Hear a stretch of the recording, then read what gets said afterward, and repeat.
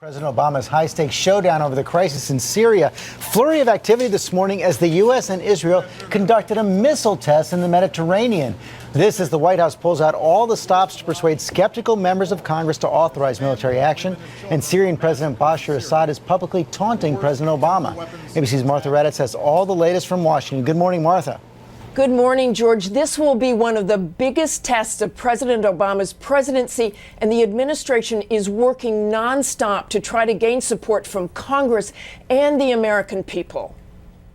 The president reached across the aisle to make his case, meeting with two of his harshest critics in an effort to gain momentum for congressional approval to use military force against Syria. I think we have found some areas that we can work together, but we have a long way to go. We urge the president to up his game and inform the American people. What does it mean if Assad wins and the opposition loses? While Senator McCain has criticized the president for not taking enough action in Syria, he is now urging his colleagues to support the resolution. A vote against that resolution by Congress, I think, would be catastrophic because it would undermine the credibility of the United States of America and the president. Meanwhile, Syrian President Bashar al-Assad, looking poised and immaculately dressed, came out in defiance, telling the French newspaper Le Figaro that President Obama has no proof chemical weapons were used.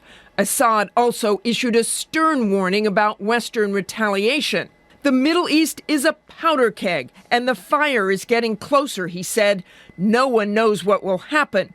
Everyone will lose control once the keg blows up.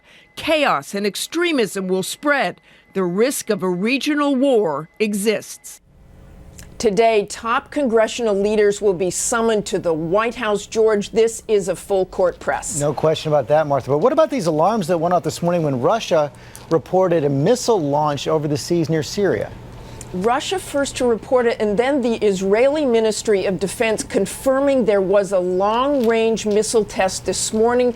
They do these kinds of tests occasionally, but this is clearly a very sensitive time to be testing a missile and only adds to the tension in the region, George. It sure does, Martha. Thanks very much.